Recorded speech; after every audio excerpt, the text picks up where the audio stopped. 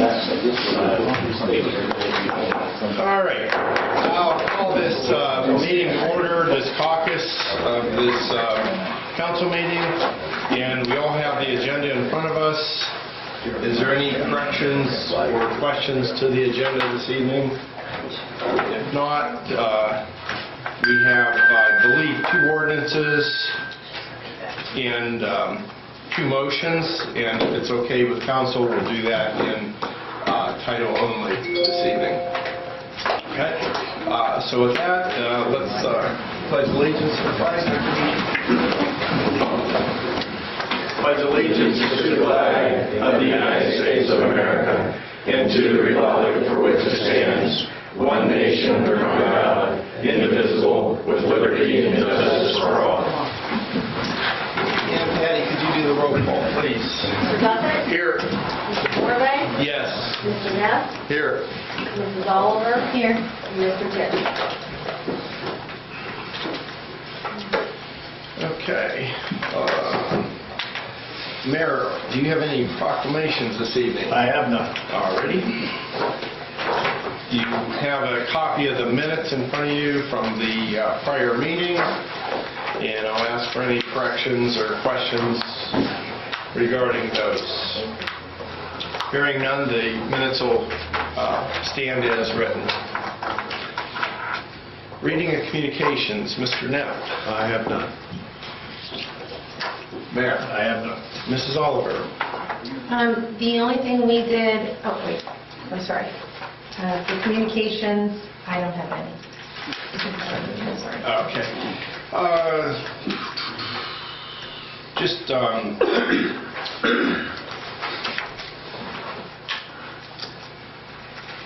Counselor, I'll ask you, if you can't comment, that's fine, but I'm just going to ask you about the Kalin property, if we have any update on that. Yeah, we have a judgment entry. Judgment entry was signed. So now we're within the time period of an appeal. Actually, the appeal time period just passed. So we should know within a week or 2 that there will be an appeal filed, and we'll go from there. We've started a process order in terms of how we're going to proceed from here. And that's really all I found. Good. We might finally be making some progress.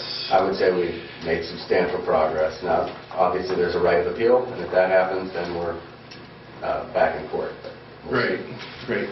I asked Wade today to give me an update on Corey's property by Barnstone, and he did. And maybe you could just tell the record what you told me today. Sure. As a result of the last council meeting where Mr. McLean, who's on the corner of North Hillside and 224, that abuts to Barnstone, was experiencing major flooding.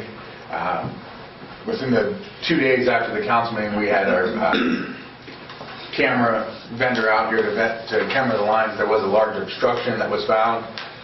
Crews spent approximately 4 days flushing that line. We did remove a large section of concrete from that line. We have the vendor coming out again to camera to see if that was all of it. If we didn't get it out, then worst case scenario, we will have to excavate, cut open the pipe, and then remove whatever obstructions are left. So that's kind of where we stand now, is just see what happens over the next big rainfall, if we get one, or snowfall as it melts, to see if that issue subsides. If not, we'll definitely see what's still left in the pipe when the vendor comes back out. And then, like I said, worst case is excavating, cutting open a pipe, removing the obstruction. Okay, good. Last year, Wade, Mr. Calhoun, you supplied us with a list of the Canfield employees, which was very helpful, and also an organizational chart. And I'm going to ask that maybe you could update that, and then even that could go onto the website. Perhaps citizens would be interested in that too. Okay.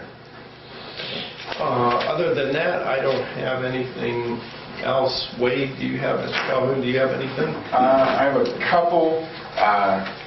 5 of them relate to the subsequent meeting from previously regarding the Primavera's comments and the public comments regarding the dog park. I know there's probably a number of people here as well to speak in the public comment section, so I don't know if council would just want to reserve the emails related to that, I can read during the public comment section. That would be more appropriate. The two for communications, I have one from, I'm going to butcher the name, Miss Jane Buscherly, who's at 28 Neff Drive, giving kudos to our water department. So years ago, there was a shutoff valve that they were trying to locate at the street.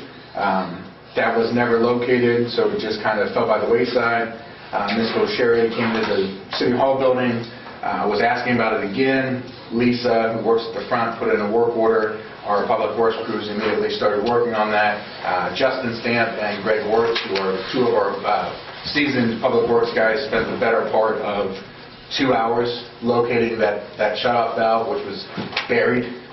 So they raised the shutoff valve, and Ms. Buscherly was just elated the fact that our guys spent that much time really trying to troubleshoot the problem. So she wanted to give public kudos to me for the water department, and I relayed to her that I would also give those kudos in a more public meeting to the council. Secondly, Ms. Nagy, who's at 155 Jade Circle, expressed interest in converting one of the tennis courts at Griesel Park to a pickleball court. And I kind of indicated to her that the Parks Board is currently going through conversations about possibly funding the conversion of a pickleball court, informed her of the meetings for the Park Board, and also invited her, to council meetings as appropriate.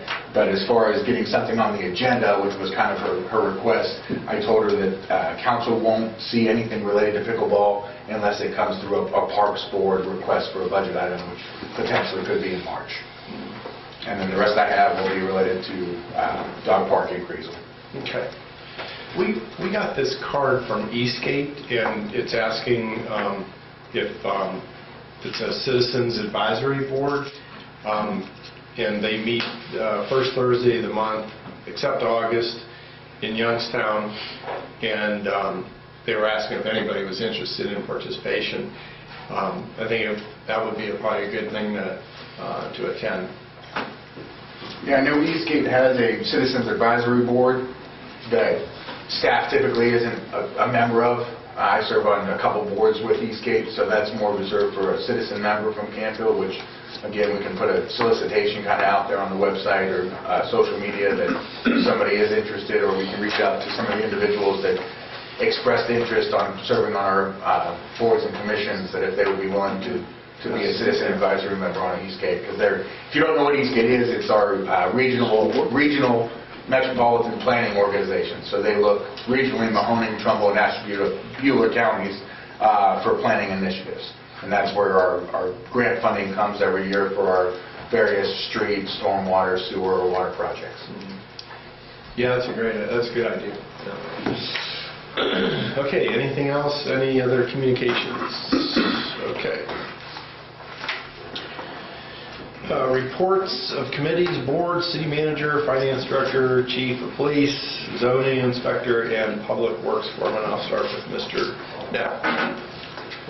We have not had a meeting since I gave the last report, so we're up to date. Okay. Mayor? I have none. Mrs. Oliver? We just had ours on Monday, and we are changing the design and review committee meeting to the first Tuesday of the month, going forward starting in February. And that will be at 6 o'clock here. And that's the only thing we've done. Okay, great. I sit on the fire district, and the fire district is comprised of the township paying into income taxes into that, and also the city. And so it's a joint fire district. And so we have representation from both the city and the township that sit on this board of 5. I represent the city as a city council person. Marie Cartwright represents the township as a trustee. We got Greg Bestick, who has been on the board as an at-large. We have a new representative from the city,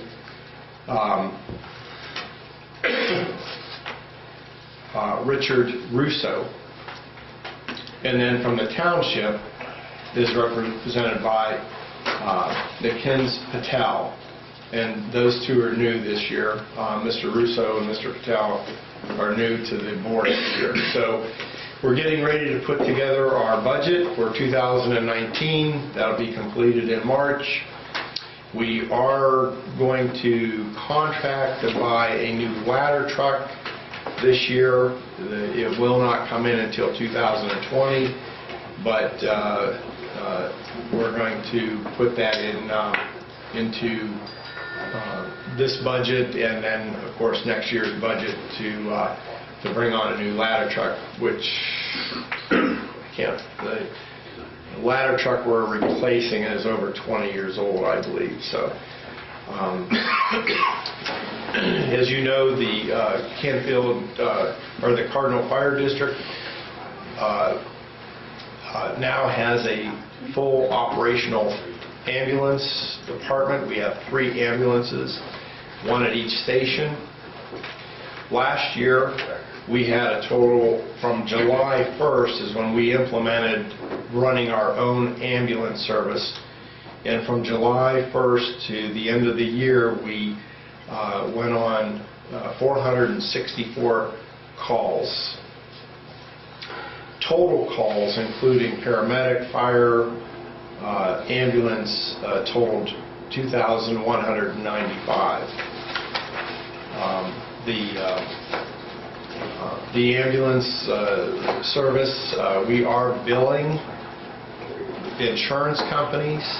If you live in Canfield City or Township, whatever your insurance doesn't pay, you are not going to be responsible for it because you already pay taxes for that service. So we will bill the insurance company, but you will not get a bill from us. If you do, you either call the chief or myself or ignore it. Yeah. So that's the fire district. That's a little update on that. And I'll ask. One thing I would have to mention, President Morbay, so just a reminder to everybody, City Hall will be closed on Monday in observance of the Martin Luther King Jr. holiday. All essential services, police, fire, and public works as needed. If there's substantial snow or ice events, will be on call, but all city offices will be closed. Okay.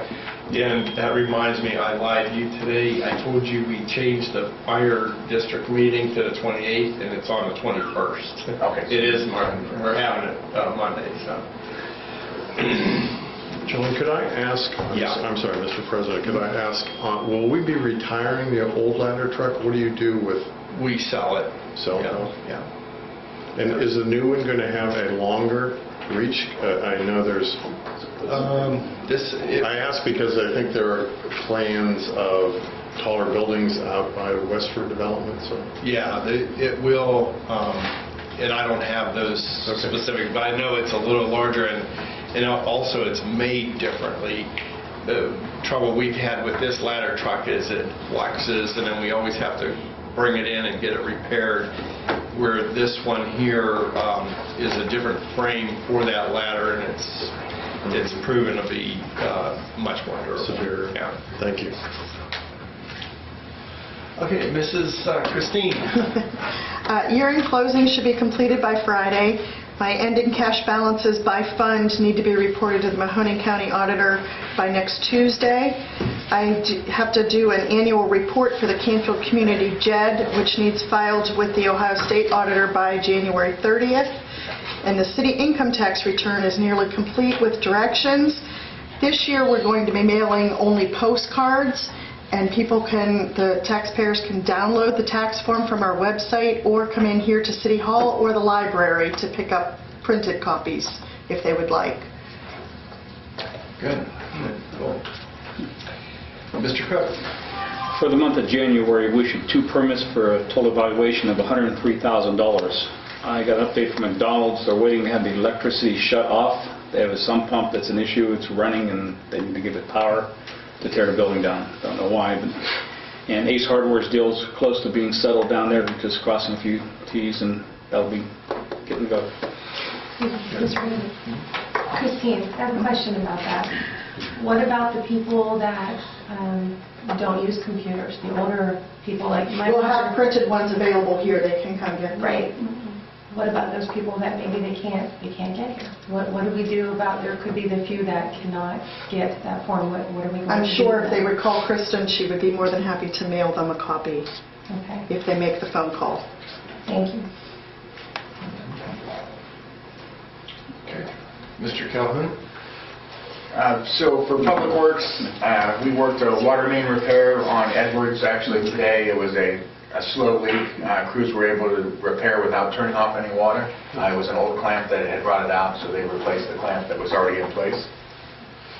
Again, as I mentioned about the work orders, crews will be doing preemptive salting on Friday evening in lieu of the storms anticipated for Saturday, and then react as needed depending on the amount of snow or ice that's received over the weekend. And Chief Colucci will probably talk about the parking ban that we'll be putting in effect to assist the crews in their salting and plowing for the event that we're anticipating for the weekend. As I mentioned in the reports as well, the video inspections we did for West Main Street, we also identified an area on Jade Circle that the stormwater pipe has significant failures in it. We are proposing possibly taking that project either forward this year for a funding or possibly including in our OPWC. But speaking with Christine, we should have funds available to do a stormwater rehab project that will encompass Jade Circle drainage.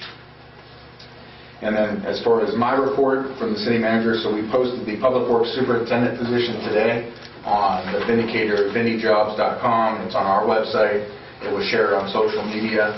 The Vindicator will also run the job ad on this Sunday, the 20th, and then the following Sunday on the 27th. We've given a deadline of February 7th for those application packets to come in. So shortly thereafter, we'll start going through our interview process. The comp plan RFQs were submitted last Friday on January the 11th. We received a total of 5 statements of qualifications. Those 5 statements of qualifications have been shared with the Comp Plan Review Evaluation Committee, both in electronic and paper format. That committee will meet tomorrow evening at 5:30 to start going through those plans and basically figure out the evaluation process, and hopefully council will have something on their agenda to award that contract in February, if not one of the first meetings in March. And then just an update on the dog park discussions from last meeting. We did receive the site plan from Mr. Primavera that has been shared with the Parks Board and our Public Works departments so that they can, our Public Works department will start estimating exactly what the drainage costs will be, and then Parks Board will be able to actually look at the site plan and hopefully troubleshoot some items there to eventually have a recommendation to council. And that's all I have. The items on the agenda we can speak about when we get to those items. Okay, great. Chief Colucci?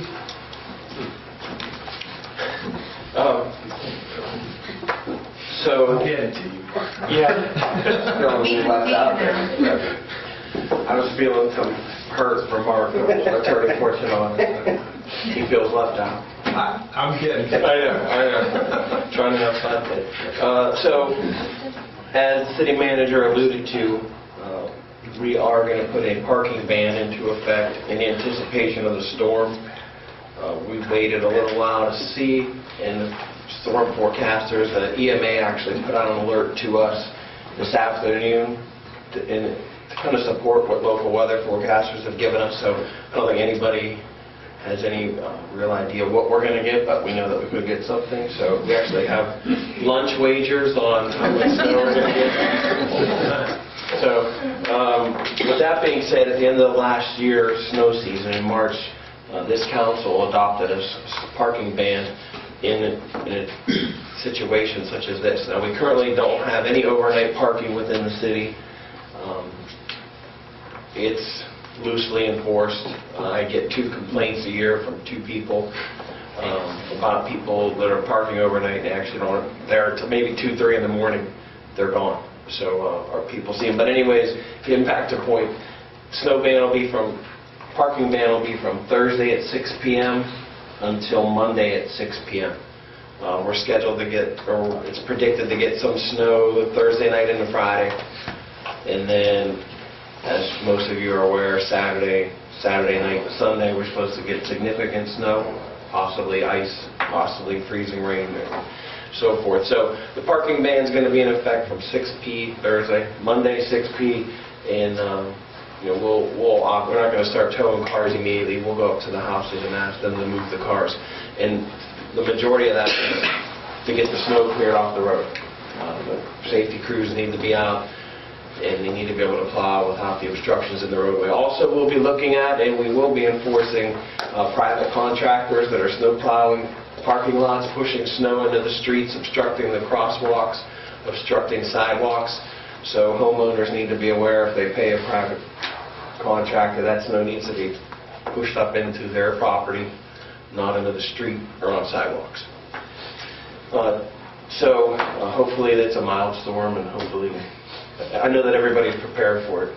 Street department, police department, and fire department. So with that, moving on, 2018 stats, I have some quick information for you. So in 2018, one of the services that we offer are house checks, vacation checks. We did 35,287 house checks and business checks over the year. Radar, and that's definitely a service that we offer, that it's not offered everywhere, but it's something this community expects and wants.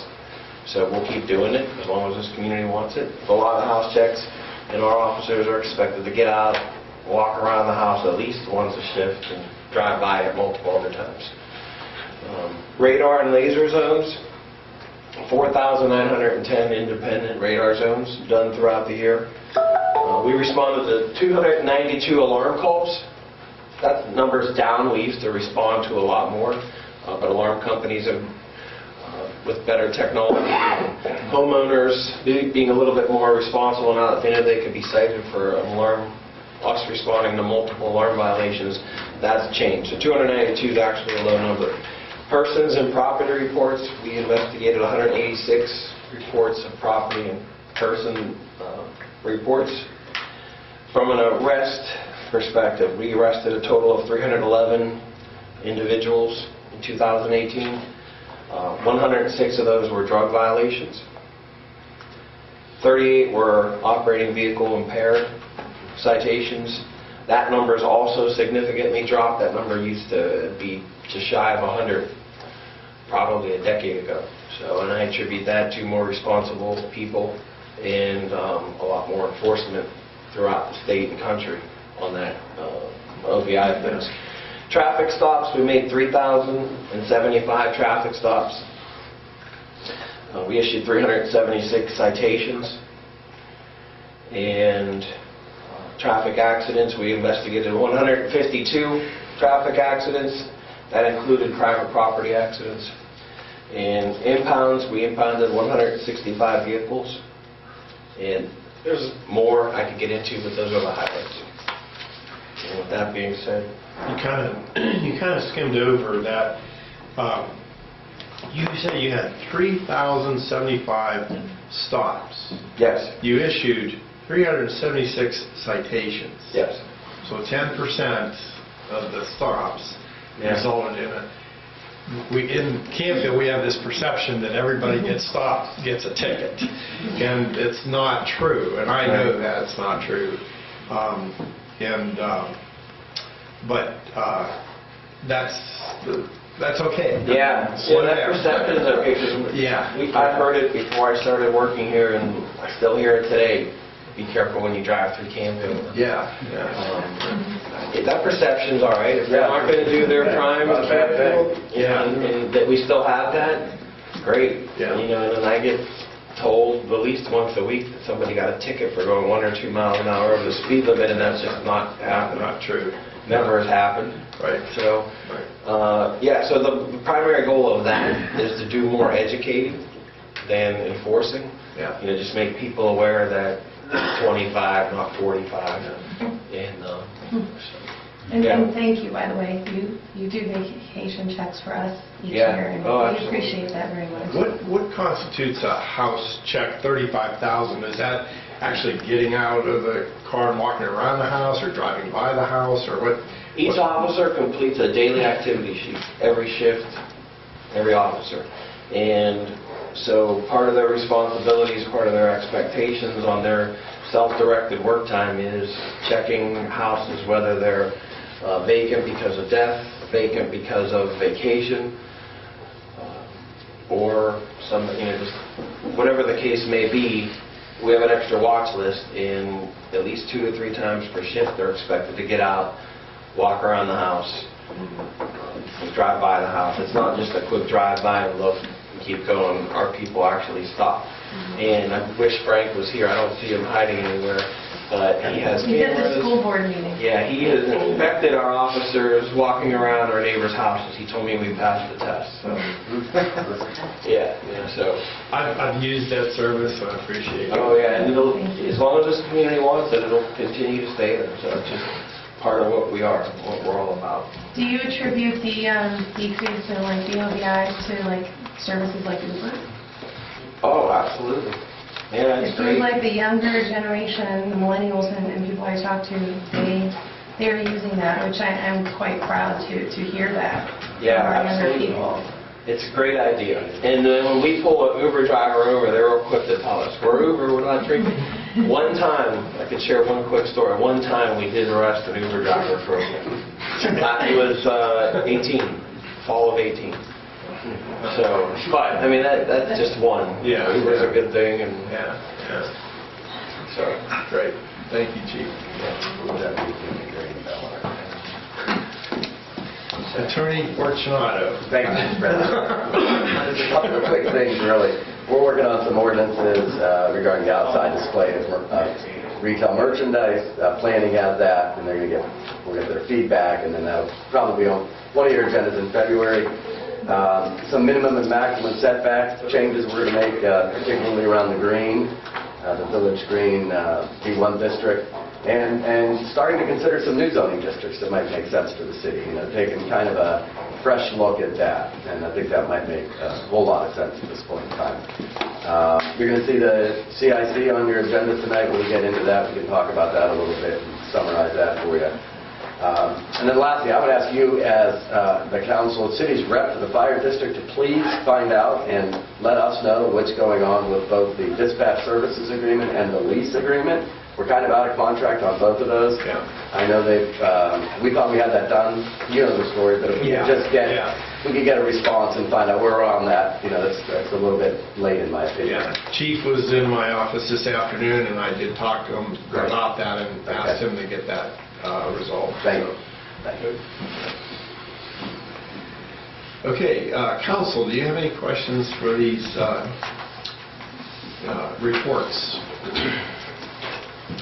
I'd ask the residents now if you have any questions regarding these reports that you heard here tonight, that now's the time to ask the question or concern that you have. I'd ask that you go to the podium and state your name and address for the record and ask your question. Okay, hearing none, we'll move on. And at this time, I would like people desiring to appear before council for whatever reason, please come up, state your name, address at the podium for the record, and if you would, please keep your comments to 3 minutes, and that way we can keep the meeting moving. If we need more time than that, we'll be more than glad to sit down with myself and Wade or whoever and discuss it in more detail. But I'd ask that you make your comments brief and keep it to 3 minutes. And so on my sheet here, I have Russ Ensley. And Russ, would you like to start us out? Russ Ensley, 317 Callahan, and it's about the dog park in Greasel Park. Greasel Park is in my backyard. I've lived there 20 years. And I want to thank my neighbor Judy for some help. She was the paperwork we got for some information. Because we looked at the park and couldn't see where this is going to fit in at. So she got me a sheet offline. Have any of you guys seen what Ann Arbor, Michigan did with their dog park? I know it's a bad subject, Michigan here. Bear with me. We don't pay a lot of attention. They wanted to build a dog park. They wanted to build a dog park a couple years ago. So they reached out to 8 cities in the United States, from coast to coast. Got all their input on what made a good dog park, a good site, and maintenance, the whole 9 yards. Put it all in this pretty much folder. Recommendation, guidelines for dog park site selection, design, operations, and maintenance. Okay? I just got some bullet points off of what I got off of this. And you were talking about drainage issues in Greasel. Permeable soils are very important. This dog park, wherever it gets built, it has to be self-contained. The drainage, nothing can come out, no feces, water, nothing can come out of that park. It has to be put in drains. If the dirt isn't good enough, some of these places put in sand, pea gravel, whatever it took to take care of it. If not, you better have a very good drainage system in place. Because back here we have a playground right next to it. So, just saying. Other things they talked about. Not bordering households.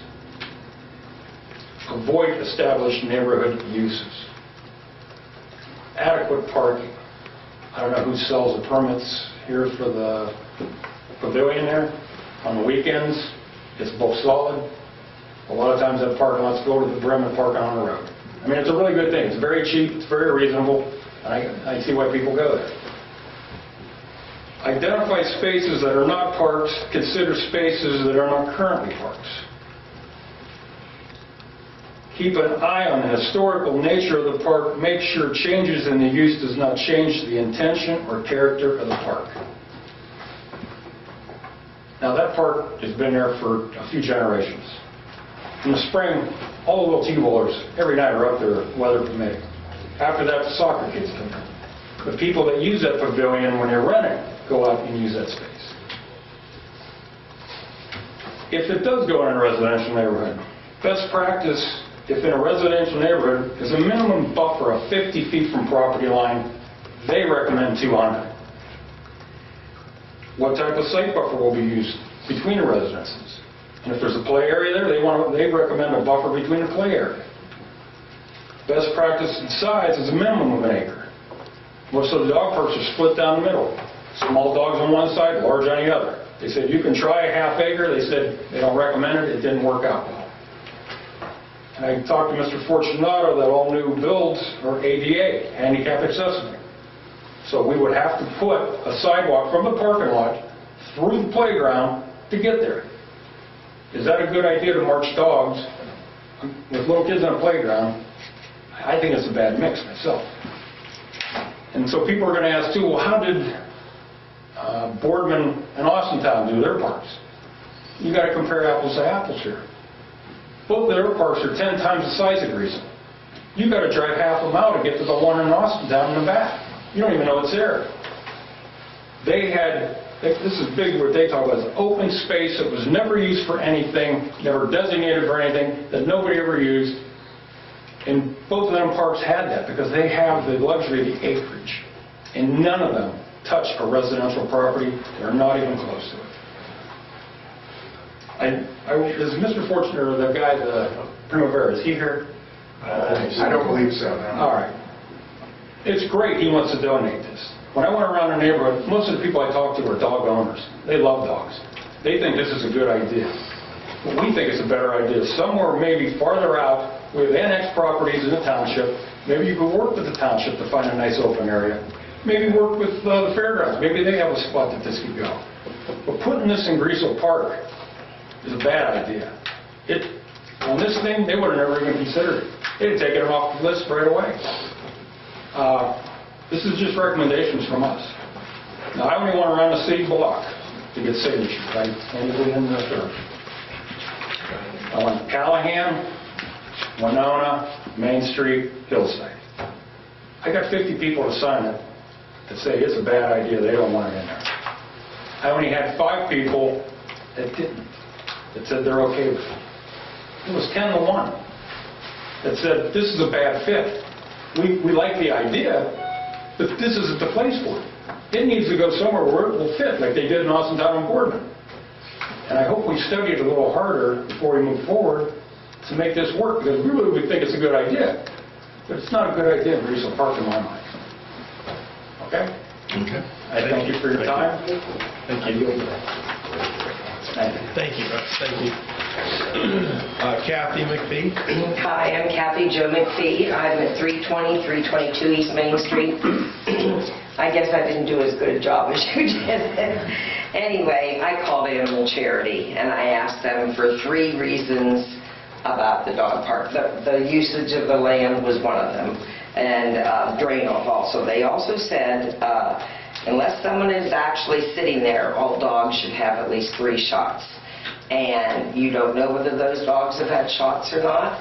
And if they have parvovirus, and there could be a problem in the ground then for a long time.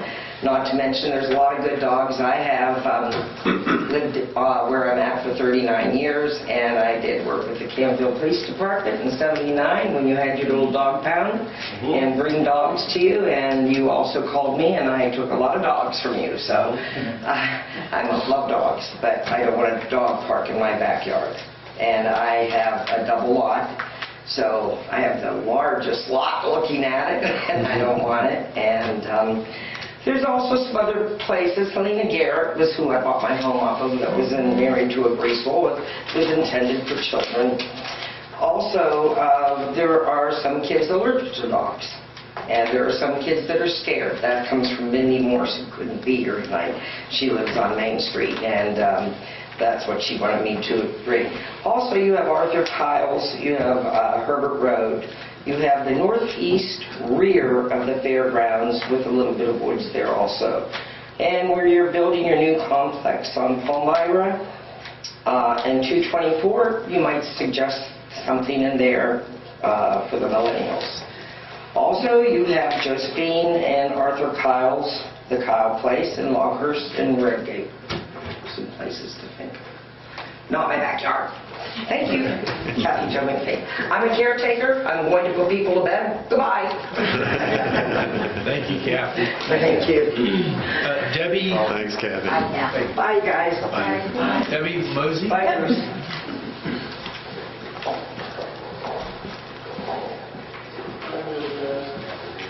I'm Debbie Mosey, and I'm on 60 West Main Street in Canfield, and I guess I'm the one proponent of the dog park.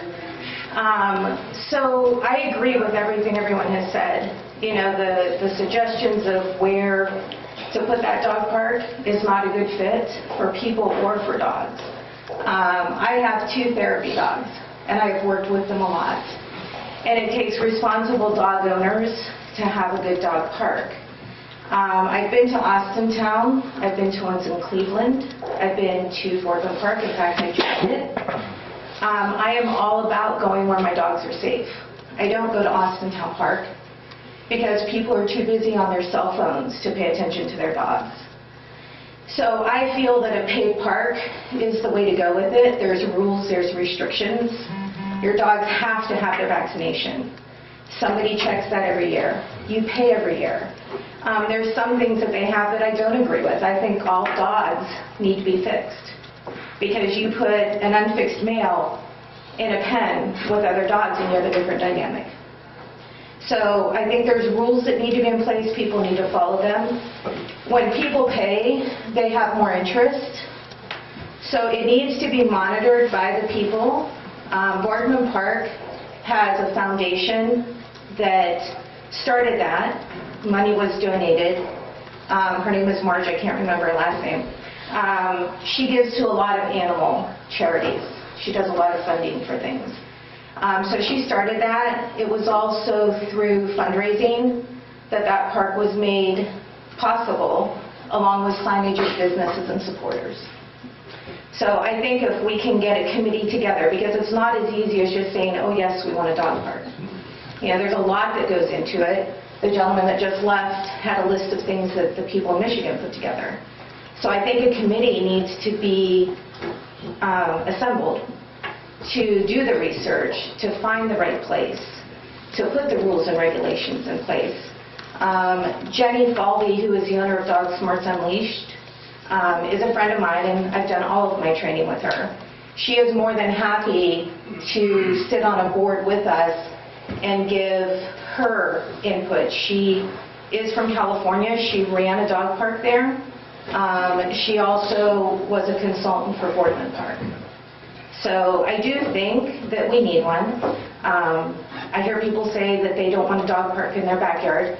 I don't want one in mine either, quite honestly. And I don't want it next to a playground because dogs are reactive when kids are screaming. So I just want to put it out there that if anyone's interested, I would definitely be part of that solution. So.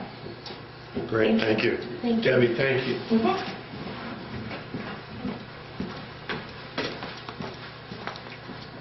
Debbie, if you wouldn't mind, maybe leaving your phone number with Wade or myself so that, we could contact you.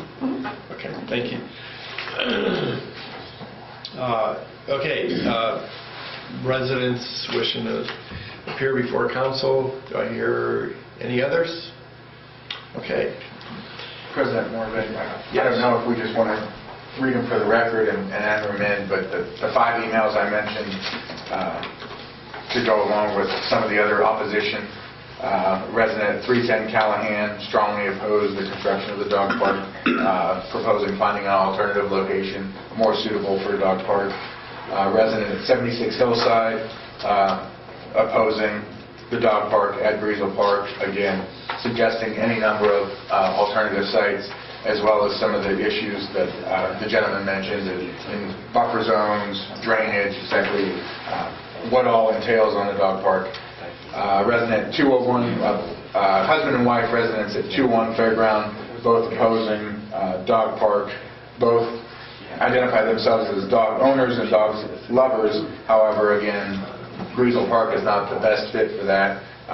Alternative location should be sought out. And then another resident at 141 Fairground, who's actually a snowbird that's currently in Florida, but wanted to weigh in on also their opposition to the dog park within city limits and suggested possible alternatives as being within the township, whether that's the Canfield Fairgrounds, the Mill Creek Metro Parks Experimental Farm, the Walnut Grove site that's there on 46, or again somewhere else that has a little bit more space and that does not buffer residential areas.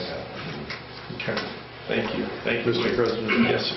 I'd just like to mention that I went out and visited these locations, and I think I'm sure that we're going to probably not use either of the parks. So that there is some space. We put in calls to Mill Creek Metro Parks.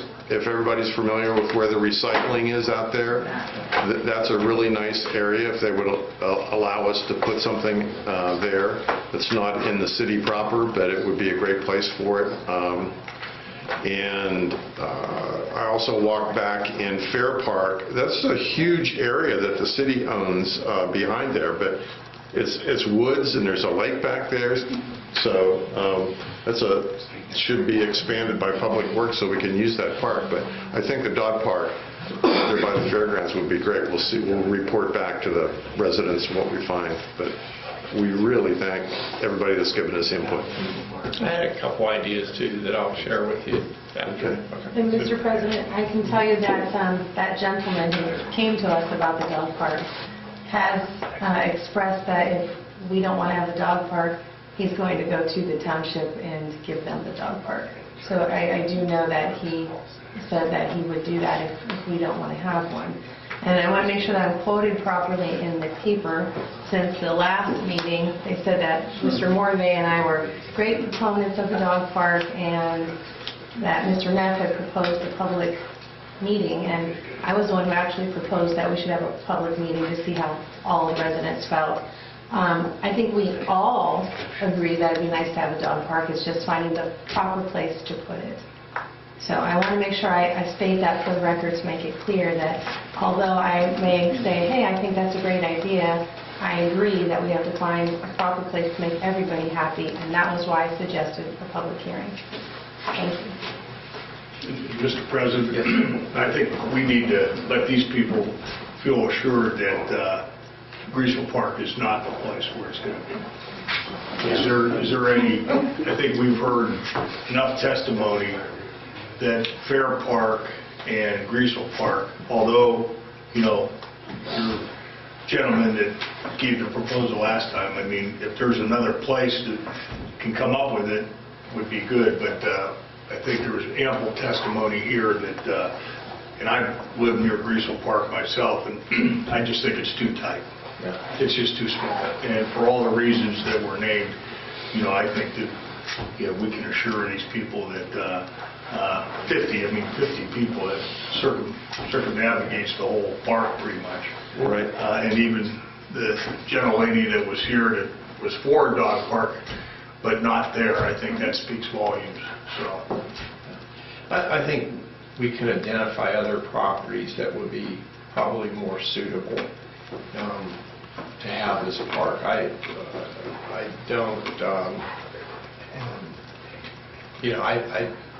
don't say we shouldn't have it, but I agree we should probably find a piece of property that it's well fitted on.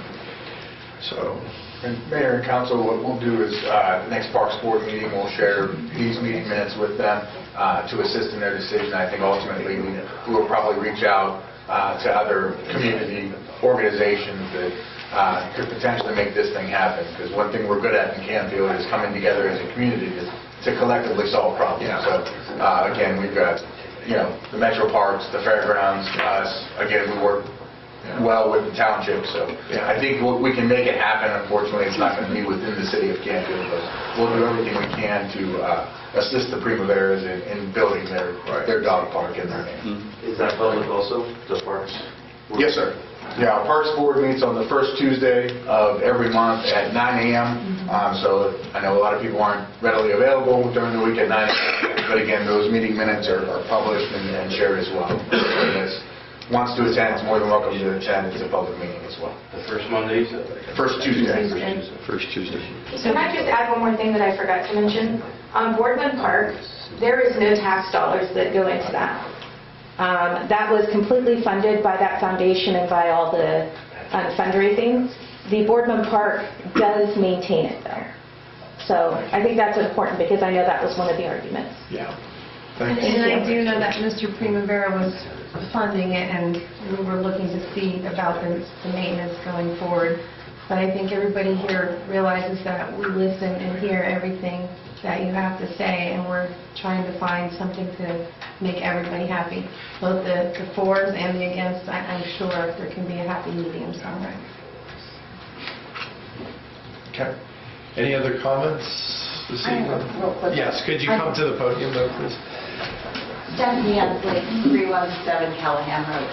I think we're all in favor of a dog park. We really are, because we are all dog lovers, but it's just we do not want it in Greasel Park. So yes, we are for it, but we just don't want it there. That's what we're here for today. Okay? That's exactly what that's all we're trying to say. Thanks, Debbie. Or Stephanie. Okay, any other comments this evening? Frank's not here. Let's move on. Oh. Were you in the school board meeting? I guess that. Frank, did you? Okay, all right, let's move on. All right, so at this time, we'll entertain any old business. I don't have anything on the agenda. Anybody have any old business? Hearing none, we'll move over to new business. And we have an ordinance. As per the provisions of Section 4.05 of the Charter City of Canfield, I move that council dispense with the requirement of 2 readings of the proposed ordinance and authorize adoption of the same upon its first reading. Do I have a second? Second. Mrs. Oliver? Mr. Duffett? Yes. Mr. Morvay? Yes. Mr. Neff? Yes. Mrs. Oliver? Yes.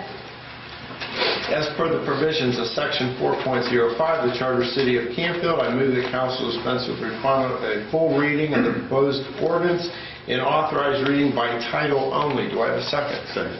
Mr. Neff? Mr. Duffett? yes. Mr. Morvay? Yes. Mr. Neff? Yes. Mrs. Oliver? Yes.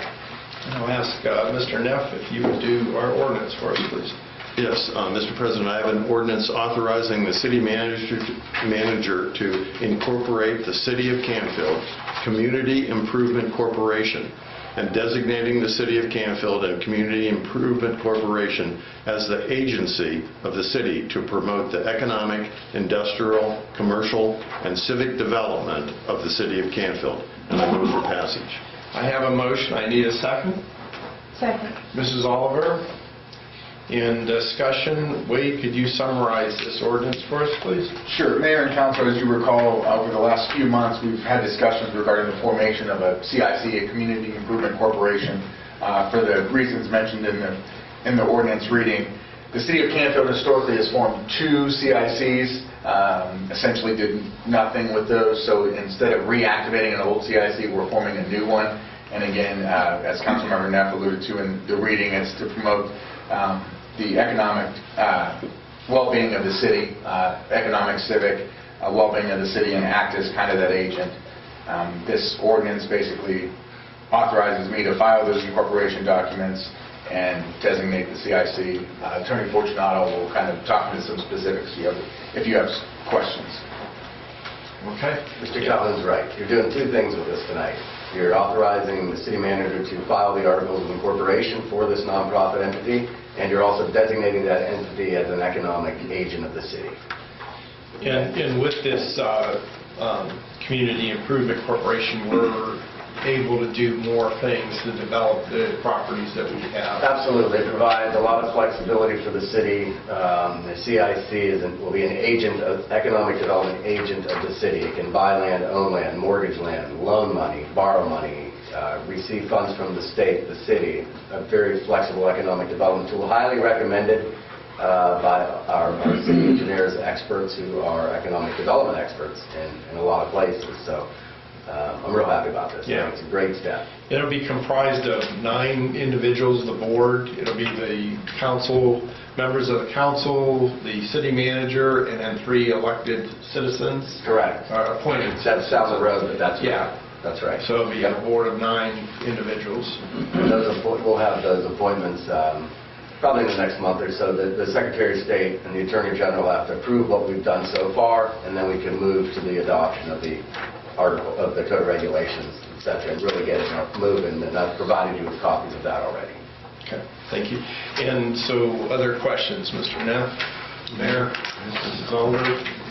At this time, I'd ask any resident if they had a question or concern about this ordinance, that now's the time to come to the podium, state your name, address, and ask your question. Okay, hearing none. Patty? Mr. Duffett? Yes. Mr. Morvay? Yes. Mr. Neff? Yes. Mrs. Oliver? Yes. 2019-5. Okay, as a provision of Section 4.05 of the Charter City of Canfield, I move that council dispense with the requirement of 2 readings of the proposed ordinance and authorize adoption of the same upon its first reading. Do I have a second? Second. Mr. Neff? Mr. Duffett? Yes. Mr. Morvay? Yes. Mr. Neff? Yes. Mrs. Oliver? Yes. As per the provisions of Section 4.05 of the Charter of the City of Canfield, I move that council dispense with the requirement of a full reading of the proposed ordinance and authorize reading by title only. Do I have a second? Second. Mrs. Oliver? Mr. Duffett? Yes. Mr. Morvay? Yes. Mr. Neff? Yes. Mrs. Oliver? Yes. And Mrs. Oliver, could you do the ordinance first, please? Mr. President, I have an ordinance authorizing the city manager to enter into a consultant agreement with Town Center Associates, LLC, for professional services, and we move for passage. I have a motion. I need a second. Second. Mayor. And discussion. Council. Questions? So, Wade, could you just summarize this for us? Sure. So back in June of 2018, on the recommendation of Planning and Zoning, the city engaged the services of Town Center Associates to conduct a downtown assessment report of our village green, essentially studying 3 areas: the vibrancy or the mix of our downtown businesses, and then providing a sign and facade assessment of those businesses. That was phase 1 of the original proposal, which we ended up breaking into 2 phases so that we could consider each separately. This is phase 2 of that original proposal, which constitutes a 3-year consulting agreement with Town Center Associates for the sum of $9,750 per year. Mr. Mark Peluso is with Town Center Associates. He's also here to answer any questions that council may have regarding the agreement and what services will be rendered during that 3-year consulting agreement. And I think they could, this type of consulting will add a lot of expertise that maybe we don't have in what it's going to take to make our city more vibrant, to get the city where we have people visiting the village green, and there's commerce there, and there's things happening in our city that attract other people that want to come to our city. And so, in that ordinance, I believe I read that we could cancel the service with a 30-day notice. Yes, we have a 30-day out, I believe, at any time. Mark, correct me if I'm wrong. Correct. But yeah, like I said, Mr. Peluso can speak to kind of the services so that you're well aware of what the 3-year consulting agreement constitutes. Councilmember Neff may be able to speak to the planning and zoning side. I know they've had multiple discussions regarding this 3-year agreement and essentially what would constitute entering into this agreement, what we would get for that. So again, Mr. Peluso's here to answer any questions, Councilman Neff.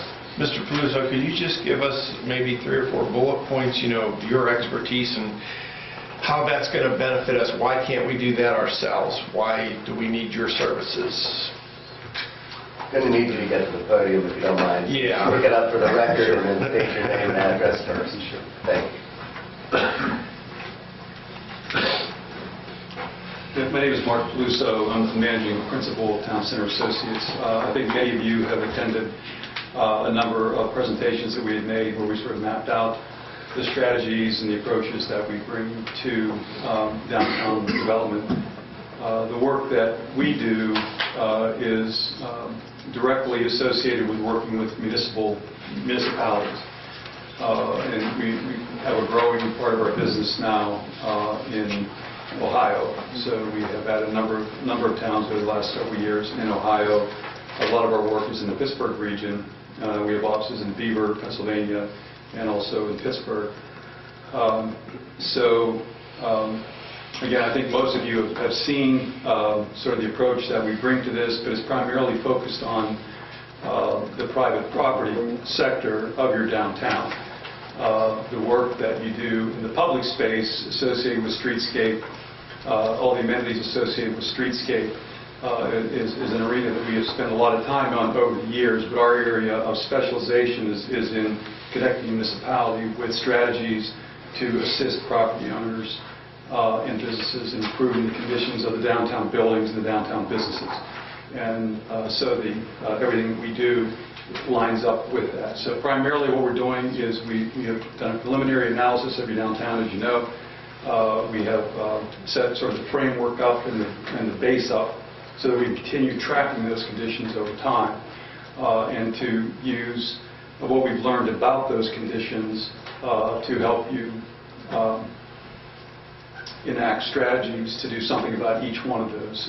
Those break down into building facades, signage, business composition, availability of space for new business, and that's your area work in. So the buildings and the businesses inside those buildings is what we focus on and try to help you connect with strategies to do a lot about that. So that's about in a nutshell what I can tell you. I'm happy to answer your questions. Sure.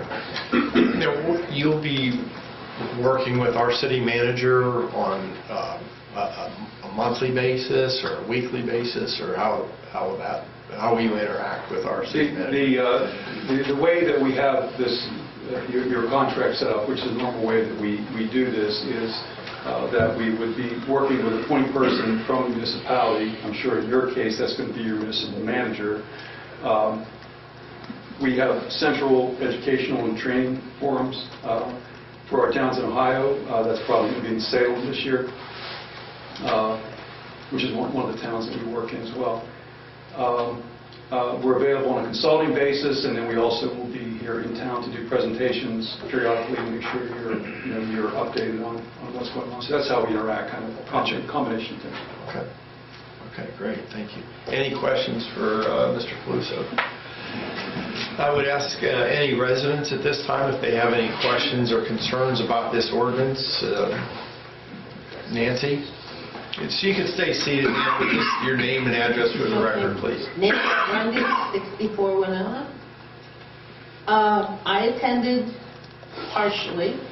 He told me one time I shouldn't be leaving, but I had other meetings, I'm sorry. Anyways, I attended both presentations that he gave, and I was not impressed, I'll have to tell you. His slides, you couldn't even read them. They were so small. I mean, if you're going to do a presentation, do something that the people there can see, you know, and what you're doing. My husband was a professional planner for over 30 years. He worked in economic development for 19 at Eastgate Regional Council of Governments. And, I mean, I've been around planning for 58 years with him, and I was not impressed by anything that I saw. It just seemed like what was done had already been done by the city. You already had facts on a lot of the information that he presented. I don't think they're the best. Yeah. Sorry. Yeah, well, I can probably disagree with you. I mean, I can have that argument with you. I've listened to Mr. Caluso and sat in, and I think some of the information that he's already brought to us is invaluable to planning the city and structuring it the way to be more vibrant. I'd like to respond if I could, Mr. Yes. President. Yes. Thank you, Nancy. And I know that the slides were small; they were hard to read. But I thought the meat of what was presented, I thought was very good. The thing that opened my eyes was that the way that they broke down our structure and geography on the town square, because this was what it was about, the town square. How can we keep improving the village green? And they identified over 90, I think it was 99 units that are on the green. So there's 99 properties, and what the condition of each one is. So what was pointed out was that to be a vibrant and to bring people in to our green, we should have a different occupancy rate of everything that's there, how much entertainment, how much dining and so forth. We should only have 4% offices at street level. We have 40% offices at street level. So, I mean, I didn't realize that, and I don't think the city really had those numbers together. So I thought that was extremely valuable. We've never done anything formally to structure our city to be vibrant. We've never have. And I think that's what we're trying to do with this contract, is to accomplish. I know that you can speak to this, Christine, if you want to, but one of the things that we struggle with in design and review are things that seem a little esoteric, like regulations for signs, regulations for awnings. I mean, and that's what we're going to use the expertise of Town Center Associates for. So, and the contract is cancelable after the first year, so I just have to tell you, I'm voting for this. So. And I can say that a gentleman reached out to me who's reached out to you about wanting to open up like a pool hall game thing for our children. And he wants to be around the green, and he wants to help do that too. So there are a lot of people interested in having family-oriented things on our green. And so I agree with the fact that it's nice to see office space move up to the second floor. So you could have like your little restaurants and things like that around there so more people will come. And when we went to the Pittsburgh Playhouse recently with our daughter, I really liked how their little square was set up because they did have all these different things and it was really nice and where you could just walk around and go into the different shops and places to eat. And I think that would be really nice for us to have that too. So that's what I'm hoping for. And I think one of the major takeaways that I think staff took away, both myself and Mike, was this 3-year consulting agreement is heavily focused on the International Property Maintenance Code. Both Mike and I reviewed the International Property Maintenance Code. The City of Canfield has done a fantastic job already incorporating a lot of what the International Property Maintenance Code has in it. So for the most part, and Mr. Peluso can even speak to that, and the conditions of our facades, some of our signage, not so much, but as far as code violations within the Village Green, we're really doing a fantastic job, and our facades are nice, our property owners take care of their property. And as far as, again, recommendations within the International Property Code to adopt, we're 95%, I think, already there. There's a few other things, I think, on recommendations from both staff and members of Planning and Zoning, we can get there 100% on the International Property Maintenance Code. Thank you. I had a question back here. You want me to come up? I knew you were going to have to go there. So I have to say my name and everything? Yeah, because it's the record. We got to have it on the record. I'm not as nervous this time. Okay. So I'm Debbie Mosby, 60 West Main Street. So this is a 3-year plan is what I heard. But what are we doing today? And I kind of disagree with the maintenance comment that you just made. I go to Chagrin Falls all the time. I go to Shaker Heights all the time. I go into Hudson. I go to Pittsburgh. I go to Columbiana. Columbiana's a cute little town. It's clean. People take care of it. I look at that IGA building. It's deplorable. I walk my dogs through there. I get past the corner business, and I can't make it past the shrubbery because they just kind of cut out so I don't ram my head into it. But to me, if you're going to own a building, you need to be a responsible landlord. That looks like the east side of Youngstown. So what are we doing today to get ready for that 3-year plan to entice businesses to come in? Because I don't think we're doing that right now. Well, we just adopted the Community Improvement Corporation, right? You just saw that, right? Okay. A large part of economic development. But are we taxing people today or fining people for not taking care of their property? And there are plans, and we've been negotiating. Okay, good. I'm glad to hear that. There are Because plans for that location. it just doesn't look, I mean, if you're just driving through, Right. I think we're all used to it because we see it every day. Yeah. But if you were somebody coming in from the outside that hadn't been here, we have a great square. Most towns don't have that. It's beautiful. Look at all the people we bring into that fall market. But then you look at some of the businesses that are around it, and it doesn't portray what I think Canfield wants to. Because we are a great community, but that just doesn't show it. And one of the other economic development tools that are currently in the works we spoke about is community reinvestment area. Basically designated areas in the city, essentially all of the city, that we can allow for property tax abatements for improvements on some of those properties that have not been taken care of to the level that we would like to see. Yeah. This is my first meeting, so I missed all your other stuff, so I apologize for getting... If you'd have asked this question 2 years ago, you would not have heard any of these answers. Okay. It's a credit to the city manager and this council that all of this is going on. We've opened up the green more than it's ever been opened up. I don't know if you've been up. I've only been here 18 years, so you guys No, are... I mean, the activities Oh, on yeah. the green. This year, there's been a... Oh, there has There's been. been a ton of activity on Yeah, the we green. even had beer at one. That's cool. We passed that. And I have to say that Debbie's talked to me on many occasions about, I won't name it, but a certain gas station that is on the green that is also kind of an eyesore, so. Yeah, I mean, we do a great job, we do. I just think we need to bring, vibrant is a good word. It's just, I mean, I was in downtown Chagrin Falls on a Sunday afternoon, and there wasn't a parking place. You know, and that's what we want, and people are having fun. People are there, you know, along the falls. People have their animals, their kids. It's a community.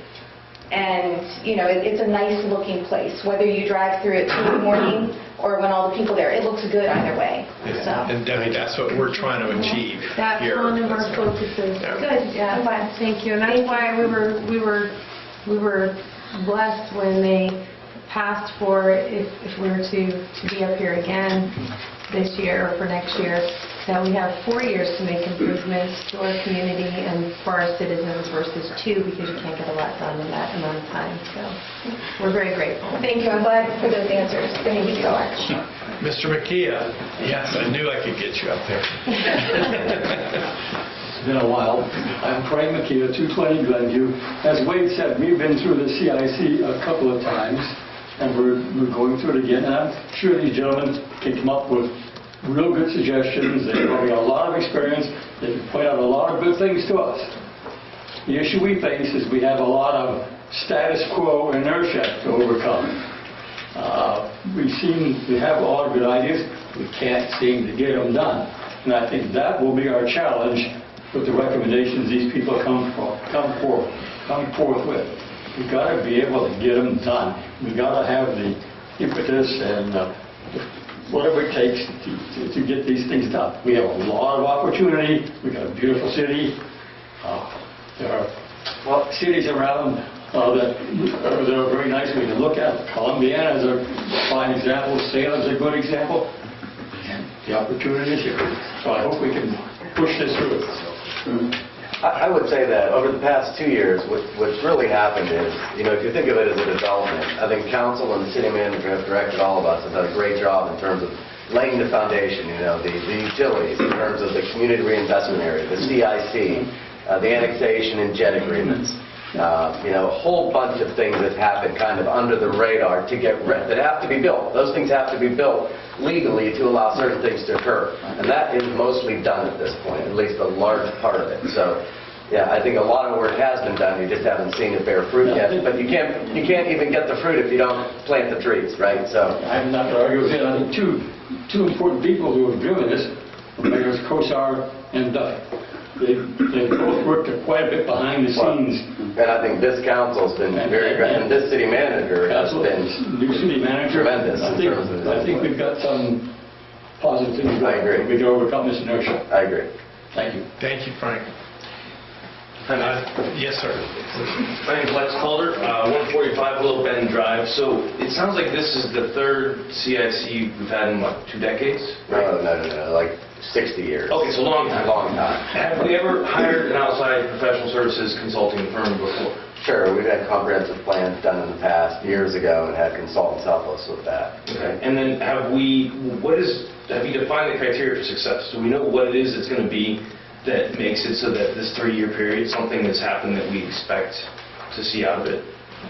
I mean, is that the first order of business with the CIC? Well, no, you're confusing the two. The CIC is completely separate than this consulting agreement with Town Center. But I would defer to Mr. Peluso to kind of explain the deliverables of what we actually get with the 3-year. But they'll be involved with each other, obviously, because you're trying to further the community. They're going to be making recommendations to further the community. Right. Okay. I just wanted to make sure that was actually, it sounds like we're doing something different this time by hiring someone outside to come and look at it, because I live down on 224 further down, and just like we have a couple of sore spots here, there's some really bad looking areas going down on the left side of Main Street there too. So, I mean, I don't know much about it. I'm relatively new to the community, and I'm excited to be part of this, and I put my hat in the ring to be part of the boards.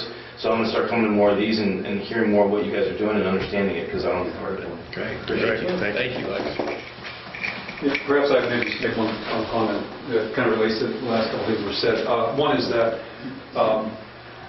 we're not being brought in to develop a 3-year plan. Okay, we propose a three-year contractual arrangement that you guys can terminate at basically at will. So what we did with the 4-month work, sort of the work package that we'd already done here, was to set the stage and understanding specifically what the conditions currently are, and we have our system set up so that we continue to monitor those conditions. We're kind of coming at this, having done this for many years, that we don't want to set the table for paralysis by analysis kind of thing. So we're not setting out to spend 3 years developing a a study or a plan for you. The basic study has been completed. We know what the conditions are. We now have a framework and the database and the structure set up to be able to keep an eye on your business conditions, composition of those businesses, the vibrancy indexes that we develop, so we kind of see what's happening as it moves along. So our job really is to try to keep, to help you kind of get out of the blocks, like let's go. All right, let's try to connect with some of the best ideas, some of the strategies other people are using very specifically in those arenas. So just want to kind of clarify that. And ultimately, in the end, we have all kinds of indexes and all kinds of ways where you can track physical conditions, business conditions, et cetera. All that stuff is available to you. We think in the end, the only thing that really matters is what we call our vibrancy index, where we're actually tracking the nature of the businesses that are in your core business district, what the composition is, and are those businesses of the type and the general composition that matches the vision that you guys have for your town. And that's what we want to have you keep your eye on. And then utilizing a whole host of different strategies to encourage you to do those and to help you see some of the best ideas as you move along. So that's what we do. With some of the relationships that you've built with some of the cities and some of the businesses in those cities, do you have contacts where to increase our vibrancy, you could say to some of those businesses, hey, you should come to Canfield? To increase our vibrancy if we need that. I mean, is that something that you can help us with? Yeah, I think what happens, we're not being hired as technically business recruiters. Right.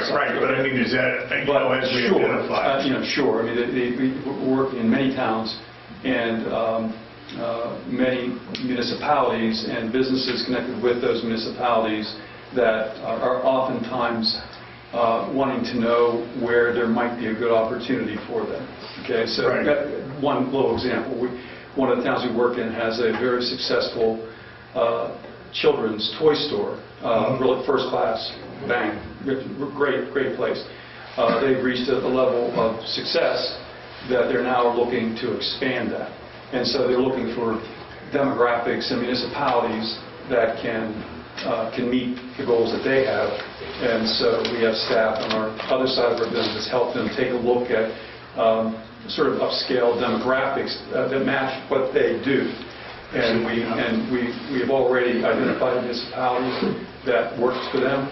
They've already added an additional store there, and they came back to us this December and asked us if we could help them keep an eye on multiple other locations. That's just an example. Right. So maybe that answers your question. Yes. We're not here as business recruiters or commercial real estate agents, but we're here to help connect opportunities. Seems like that would go to a degree. I think so. Yeah. Especially with the lots of Toys R Us. One question that I think Councilmember Tisch asked at one of the sessions, and I would be doing him a disservice in his absence not to ask it on his behalf, was if you could provide an example. So Beaver, I think, is where most work has been done and is your primary kind of shining star in the work that you've done. Can you talk about kind of how long Beaver has utilized the services of Town Center Associates to get kind of where they started on your vibrancy index and where they are today? And kind of compare that to the city of Canfield, where we are and where we need to be. Well, I can't tell you what the vibrancy index was when we started there because we didn't have the vibrancy index. We developed that over the years since that time. We've been in Beaver for 16 years now. Beaver just signed a new 3-year contract with us. Okay. Most of the towns we work in, we've been for numbers of years. So we don't see the work we do as kind of having a beginning and then, we think we can be in a town for a relatively short period of time and have some really positive impact.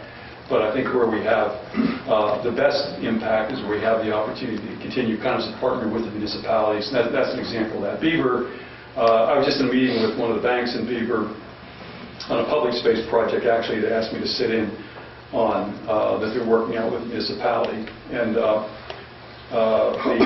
manager of the bank at the time was around the time we actually started. This manager is no longer there, is now into some upper echelon management, but happened to come to this meeting. And she said that she was astounded at the difference between what it was at that time. We're helping them take a look at a public space project just as courtesy. That's not our work. Because there's so much activity, there's so much street traffic now. It wasn't there before.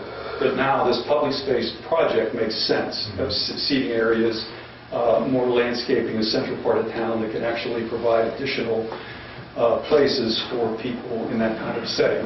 And I just was struck by that. Maybe the answer is kind of to your question, Wade. She's saying that there would have been no need for a public space project, around the time that we started, because there was no activity on the street. There was lots of vacancies. The vibrancy was way, way down. So that's just an example. So Beaver's one of our towns, but it's a town below. In your professional opinion, knowing where Canfield is today to get to where we need to be on that vibrancy index, what are we looking at in terms of estimate number of years? Right. Hopefully in my lifetime, shorter than your lifetime. A lot of it depends, I think, on some of the decisions that your elected officials may make and your new development organization, et cetera, in terms of some of the hard decisions that have to be made to help make that happen. Okay, and so I think there have obviously been some mistakes in any town, some design mistakes, setback mistakes, things that have created a sawtooth effect in your downtown that make it tricky to address some of those issues now. But a lot of that can be corrected. Some of those things will take time from a sort of design standpoint. But I think the decision that you may make in terms of, like, if, for example, we're suggesting you take a really hard look at your zoning use relative to business occupancies at street level. You were talking about before, okay? This is a town that I think that is a critical thing to take a look at, because you have an incredibly high percentage of office space on your first floor. You may or may not buy into that idea, okay? If you don't buy into that idea, and if you don't take the steps that are necessary to do something about that, then that will probably not go down, it probably will go up. So to answer your question, a lot of it depends on how much maybe you buy into sort of the idea of making hard decisions on vibrancy choices that you, I think, have facing you right now. So we can't solve that. We can put it in front of you. We can sort of lay out how it can be done. We can show you how we've done it in other municipalities. But a lot depends on how quickly you guys move. So I don't have a fast answer for you on that. I think it's going to be 4 or 5 years before you start to see some real impact, from some of these decisions. So it's like, let's get going. Time to get going. Yeah, so I asked the question because I think it's important for council to understand that, yes, it's a 3-year agreement that's $10,000 and it's cancelable at any time, but once we start, what exactly are we signing up for, and what do we get out of that, potentially a Beaver situation of 16 years? And I think Councilmember Neff, and I believe Member Rodenbush from our Planning and Zoning could probably speak to some of the things that Planning and Zoning are doing, the discussions they're having that, again, may benefit from Town Center Associates consulting service, may not. We may be addressing a lot of the things that they may be recommending. So I just err on the side of caution and really understand what we're getting, and this isn't just a 1 year, $10,000, and we get a report. We basically got that report. That was the $4,500 or so money that we spent back in June, July timeframe, to allow us then to use the expertise of our professionals, both from staff and advisory councils, that can really start doing some things that I think, with our CIC, with the CRA, we've got a lot of initiatives we're working on that necessarily I don't think will be helped by this 3-year consulting agreement at this time. It's something that I think we can look forward to doing if, again, some of the initiatives that we take don't come to fruition. But again, I just err on the side of caution of understanding that a 3-year consulting agreement could very quickly become 15 years of essentially just advising and putting in front of us what we may already know. Well, one last thing I'll point out to you, and that is that I think once we get to kind of know each other as far as how we work together, where the opportunities may be, we have been developing unbundling packages for their municipalities. So you may not want to continue forever with the package that we have for you right now, but there may be pieces of that you find very relevant or supportive of you may have some role being played that can take over some of the things that we're doing, but still may want to be supported by being able to monitor whether we're making any progress and whether we're increasing our vibrancy, that kind of stuff. So we have other ways. It's not a simple one-size-fits-all, and we're happy as we kind of work through this year with you to start identifying that for you and maybe come up with some other alternatives and work in conjunction with what we're talking about.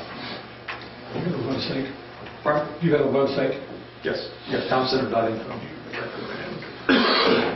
Give away all your secrets in your design pamphlet. President? Yes. At our planning meeting on last Wednesday, Julio Jones did not recommend that we accept this agreement, and I thought we were under the agreement that the Planning Commission was not recommending that we accept this. Correct me if I'm wrong, Mr. Neff. I'll have to look back in the notes. Do we have... That was an off-the-record discussion we had, and we sat there and just brainstormed, and we threw that out there. I believe that's right, Mike. Yes. Yeah. I think actually it might have been put to you saying that, well, if we're going to look for all the things that we're expecting Town Center Associates to track for us, does your schedule allow time for you to take on these responsibilities? Right. That's where we left it, right. We did. Well, I thought we weren't going to recommend accepting this, and I was going to help out with what I can on that. Oh, okay. If that's, I've never heard this before, this is brand new to me, any kind of a recommendation.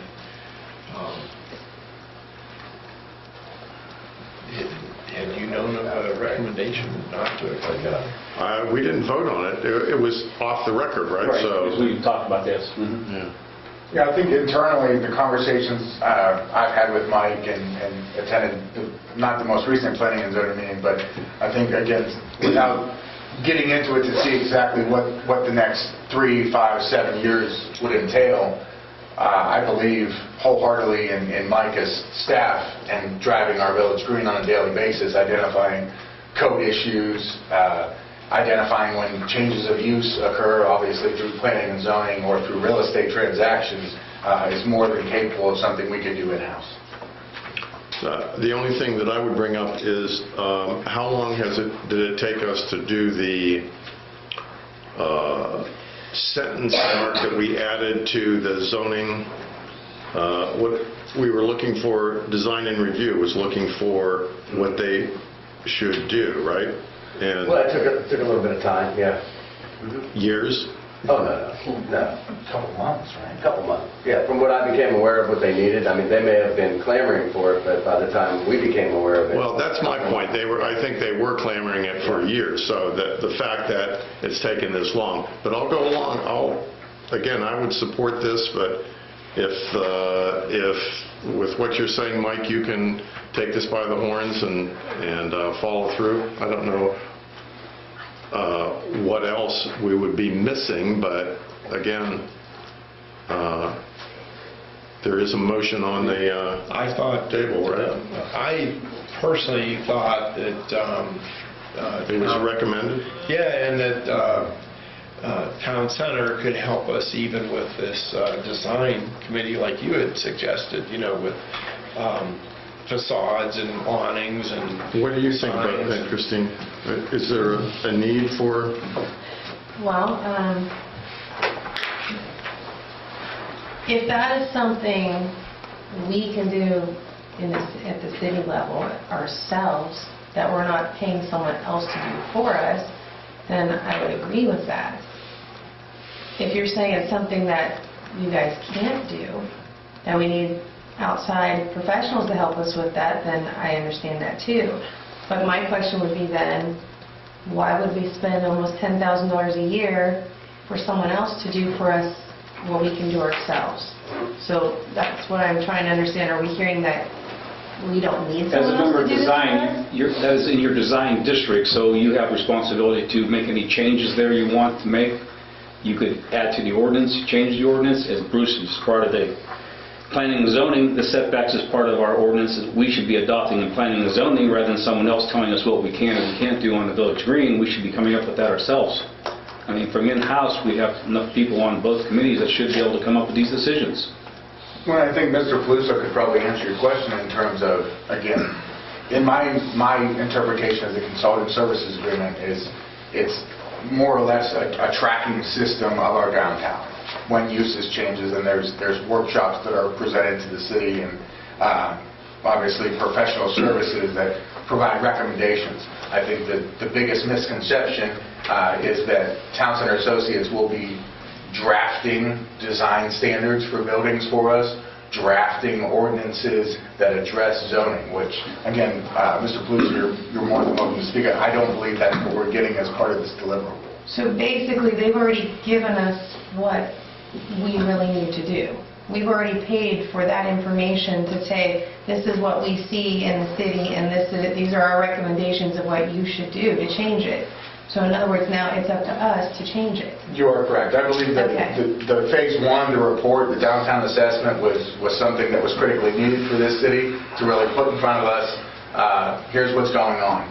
So now it's on us, as Mr. Paluso alluded to in kind of that estimate answer of how long is it going to take. It's a lot of it is on us. And again, I think I stated it, but I believe that between myself, Mike, our planning and zoning, our design review committee, we can all collectively accomplish, I think, the same goal without spending unnecessary funds. Yeah, but I would just respond to that. I have no intention to try to debate that issue. The municipality has the resources and is committed to doing all the things that we're talking about. And I would certainly agree, you don't need a consultant, you don't need us, okay? This would be the first place that I've ever worked that's the case, however, okay? From the standpoint that I think what we bring to the table is experience and perspective and strategies that most towns don't necessarily are able to pull together. Perhaps you guys are able to do that, and I certainly am not trying to talk you into hiring our services for that reason. If it's something you feel confident, that the council feels confident that you don't need that kind of expertise, that you have that expertise in-house, you can do those things, if you have the ability to track every single building, unit by unit, on an ongoing basis, not just a one-time basis, every single sign, if you have the ability to continue to track businesses and compositions and that kind of thing, then you don't need us. And I think that maybe that's a direction that you've kind of decided, and that's the direction you want to go. We're happy to stay in touch with you. Maybe there's some time in the future that there may be something that we can provide that would be helpful to you. I'm happy to do that. In terms of, just one thing relative to zoning and that type of thing. I'll give you one example. Lisbon is one of the towns that we work in. So we spent a lot of time helping them with model ordinances, helping them understand issues relative to design standards, issues relative to signage, in sort of progressive downtown arena that they did not have in place before. We helped them in reviewing some very progressive sub-districting ideas in the zoning district. We created an approach for sub-districting within many towns.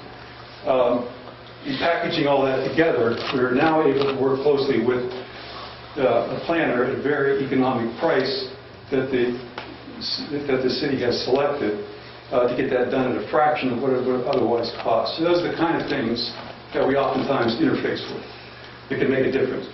Perhaps here it's not necessary. You guys may have all the expertise you need, and I think that is a decision that you've made.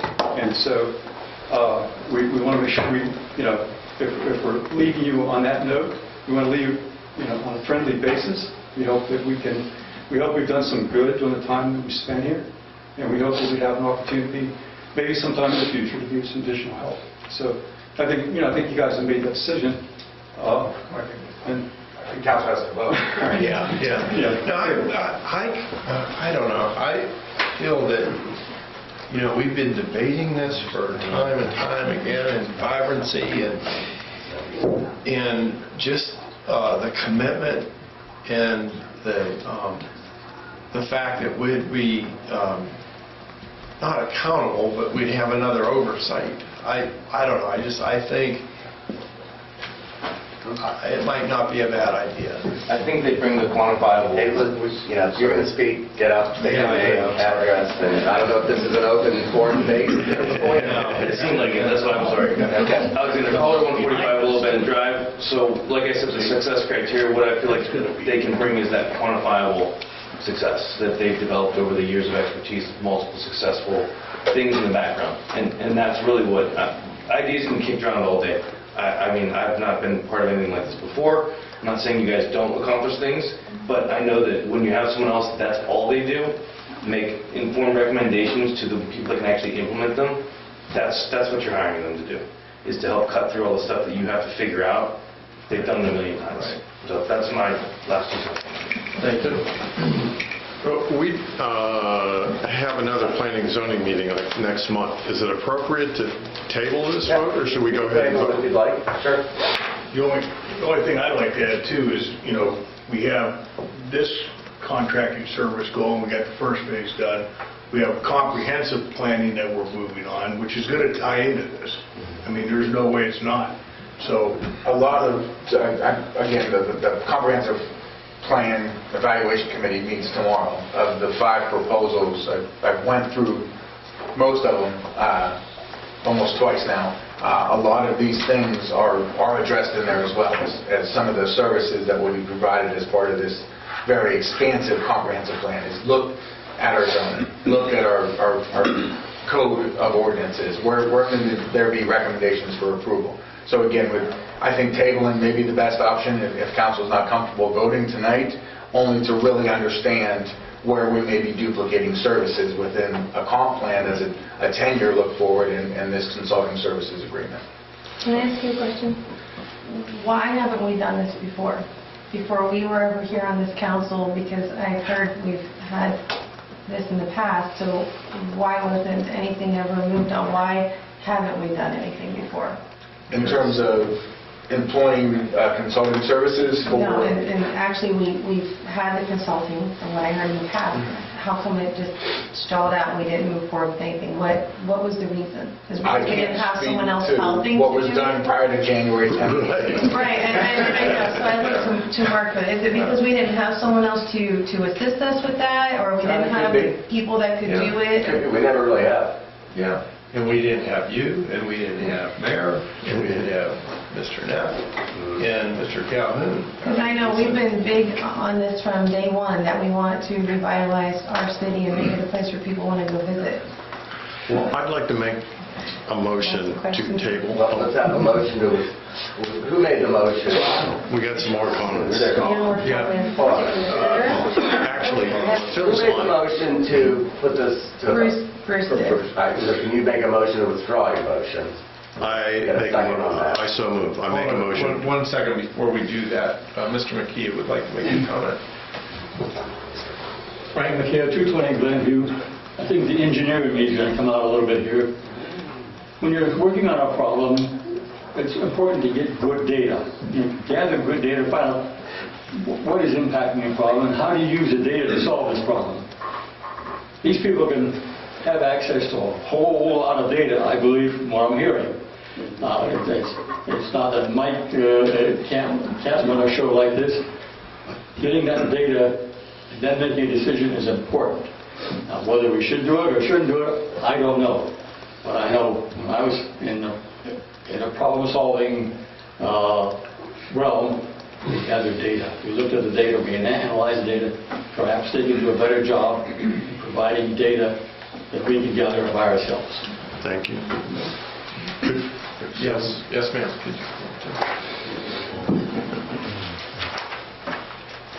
Hi, my name is Jeanette DeCapua-Kluken, 310 Callahan Road in Canfield. And if someone could clarify for me, if we have the resources and the people or whatever to do this project, in-house. Why hasn't it been done? Why is this, if we can do it ourselves, why hasn't it already been done? I've been here, lived here for a long time, left, moved to Pittsburgh, and came back, it'll be 6 years ago. The same dumpy buildings, since I moved here 6 years ago, are still the same dumpy buildings. And if someone could clarify for me, they said we don't need this company, but to me it could have been done before. I don't think we're saying that. I think it's what Wade said. We didn't have, the people who are sitting up here now, this is one of the things that we've made our priority that maybe people before us, which I can't speak for them, may not have. But I know that the 5 of us, Mr. Tisch as well, we have made this a priority. Okay, thank you. You're welcome. Phil? And just to put on the record, Phil is on our planning and zoning too, so I Phil apologize. Bush, 161 Hood Drive. Yes, I'm on planning and zoning, and I think there's been a curveball thrown tonight with regards to the input that we've heard, and there's been some swings and misses. I, as a member of the Planning and Zoning Board, would like to have a full meeting next month to be able to talk about this very issue. So I think what Mr. Neff has brought up about tabling this is the thing that council should give credence to. I support what Mark Caluso has done for this community in making the identification. Wade's ledger is full. He's got a lot to do. And to think that he's going to step out of that chair and start doing some of the nitpicking that has to be done, where we can get professional services to do it, and we've got an opt-out provision in the contract, we're missing the boat in my estimation. But I think planning and zoning needs to have the opportunity to fully discuss this and bring this up. Maybe some of this was talked off the record in our last meeting. But I think all the members of planning and zoning need to give full discussion to it. Thank you. Bruce, I don't think it needs to be tabled. I don't. Even from what he said, I don't. That we do. But it's necessary for me right now. We have a lot of, when we start a program, it takes a lot of staff time. It takes a lot of energy to do that. We've had this blocked out in anticipation of your decision. And so I think that we're getting to a point where we're not going to be able to continue the commitment that we need to make to you to do the work that we're set to do for you right now if this gets delayed much further. So I can't guarantee that we'd be ready to go if you guys should change your decision. But we'd hope that you would. We would hope that there would still be an opportunity for us to work with you. So I think it's best if I just, as I said, respectfully withdraw our proposal, because I don't think that the conditions are right for you guys to make a decision that you're comfortable with right now. Okay? Okay, so we need so you're formally asking that your contract be withdrawn from consideration. That's correct. Okay, so then we have a motion, and there was no second on that motion to table, correct? So, Are we tabling or withdrawing? no, I'm just making sure we don't have a motion out there to table, right? There was no motion So no to table. second on that. So I think the next motion should be a motion to withdraw that item from the agenda. I so moved. How could we do that? It's already been, Yes, the party with whom you would contract has withdrawn their contract. I know, but I have a motion and I have a second. Okay, so then have Mr. Neff, if you could withdraw your prior motion to approve. Get a second on that, then we'll withdraw that motion, and then have a motion to withdraw item B from the agenda. Okay? Mr. President, I make a motion to withdraw my motion. Okay, I have a motion to withdraw the motion. I need a second. Second. Mrs. Oliver? Mr. Duffett? Yes. Mr. Morvay? No. Mr. Neff? Yes. Mrs. Oliver? No. 2-2. So what are you doing here? So we want to vote on it? So now you're going to vote on the But contract? there's no contract. And now there's no contract on the other side. So He's asked that his contract be withdrawn. You have a motion on the floor to approve the contract. That motion needs to come off the floor. Bruce made a motion to withdraw that, so everybody needs to vote yes on that. I didn't feel that it should be withdrawn. I think, John, We don't have anybody to contract with anymore. He's withdrawn the contract. Mark, What do we do? He's withdrawn his contract. Right, We but can't work on a contract that no longer exists for us to consider. Planning and zoning is meeting next week, so if we bring this up and we vote that we would like to proceed, because by then we'll have reviewed the RFQs, so we'll know what the design companies are proposing, and we'll see how that interacts with the contract from Town Center We Associates. no longer have a contract from Town Center to consider, Mr. Neff. All right, but I'm asking Mark that if, we're still going to discuss it in planning and zoning, Mark.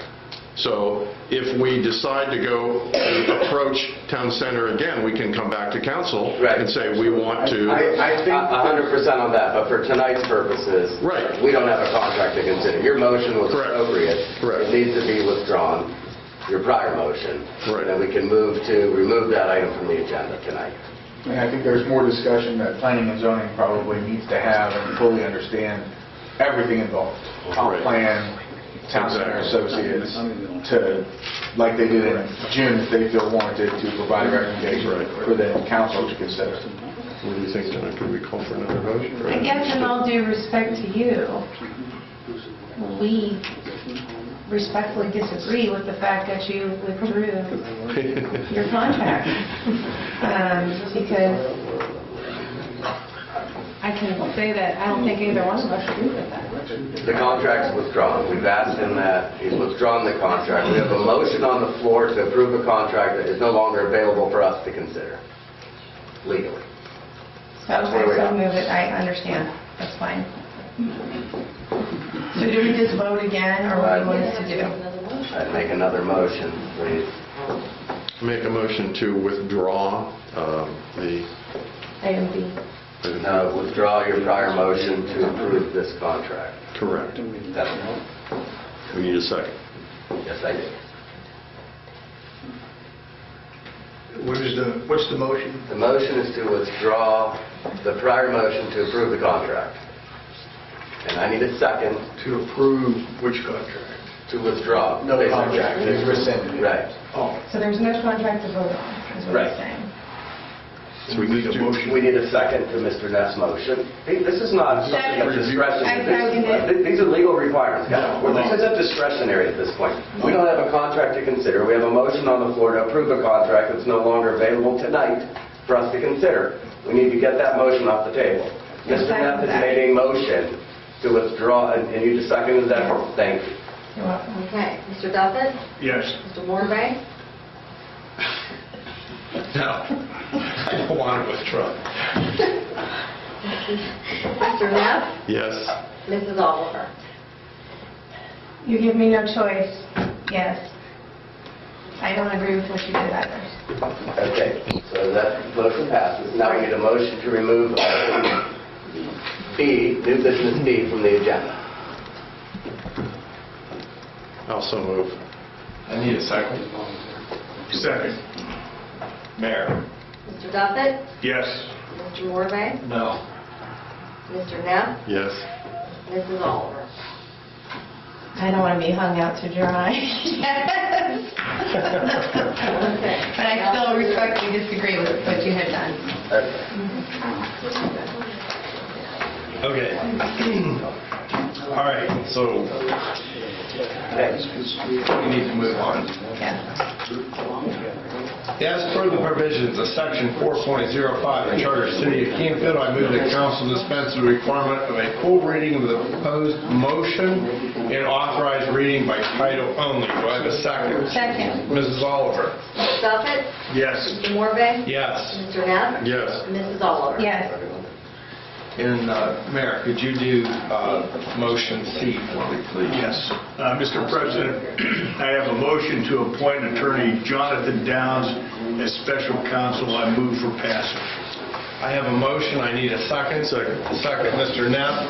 In discussion, maybe Attorney Fortunato, you can explain to us why we need Jonathan Downs, special counsel. Yeah, there's some issues related to collective bargaining, a new collective bargaining unit. That takes a real niche. That's a real niche market legally. We don't do that all the time. You should be doing it at all. And we've used Mr. Downs, Attorney Downs in the past, been incredibly satisfied with him. This is all he does. So I'm asking, or we're asking, to appoint him kind of, not irrevocably, but to allow us to use him when we need him, certainly for this next issue that we're going to address, and then beyond that for collective bargaining issues. Okay, great. Any questions, concerns, council? Residents, do you have any questions or concerns about this motion? Now is the time to state your name, address, and ask your question. Hearing none, Patty? Mr. Duffett? Yes. Mr. Morvay? Yes. Mr. Neff? Yes. Mrs. Oliver? Yes. 2019-2. Thank you. As per the provisions of Section 4.05 of the Charter of the City of Canfield, I move that council dispense with the requirement of a full reading of the proposed motion and authorize reading by title only. Do I have a second? Second. Mr. Neff? Mr. Duffett? Yes. Mr. Morvay? Yes. Mr. Neff? Yes. And Mrs. Oliver? Yes. And Mr. Neff, could you do D for me, please? Yes, Mr. President, I have a motion to appoint the city manager, Wade Calhoun, as the City of Canfield's representative to the Mahoning Valley Sanitary District Advisory Council, and we move for passage. I have a motion. I do need a second. Second. Second, Mrs. Oliver. Wade, summarize, please. Sure. So the Mahoning Valley Sanitary District provides water to a number of municipalities. They have sent a letter requesting the City of Canfield to designate formally a representative to serve on that advisory council. Historically, it has been the city manager. There's never been the formal appointment. As they start to kind of formalize a lot more on their advisory council side, they've asked for council action just so that they can document, as well as us, the formal appointment of a representative to the advisory council. So this motion merely appoints me to serve on the MVSD advisory council for matters related to MVSD business that we will obviously have a voice in. Okay. Council, questions? At this time, I'd ask residents if they have a question about this motion to please come forward, state your name and address for the record. Hearing none. Patty? Mr. Duffett? Yes. Mr. Morvay? Yes. Mr. Neff? Yes. Mrs. Oliver? Yes. 2019-3. Thank you. Council comments. Mr. Neff, I'll start with you. I want to thank everybody that stayed and everybody that came and left. It's good to have participation, and we hope that we can serve you better. We're trying to do a great job. I think, Frank, we've got momentum now. So it's not, it's something that's, we've got to keep going because we do have momentum. So. Okay. Mayor? I want to thank the participants who came, especially Mr. Ensley for the presentation on the dog park and all those that showed up. That's what we need is input, so thank you. Kristen? I thought the same thing when I pulled into the parking lot and I saw there was a lot of cars here. And I came in, I was pretty excited to see that more people are coming out to participate. My only wish is that the school board meeting and our council meeting were not on the same evening. So then maybe we would be able to have more people come here and we could be able to get. So thank you. And stay warm and safe this weekend. I just would like to thank everyone for attending this evening. I'd like to just make a comment about Monday, the upcoming holiday, Martin Luther King. And we had a great person that tried to bring our civil rights equal, to make men and women of all races and nationality equal in this country, which I think is a great thing. And the way he did it without violence, and his movement is to be remembered. And we need to remember that in our everyday when we deal with people that race, religion, gender, that sort of thing. So with that, I'll adjourn the meeting. Thank you.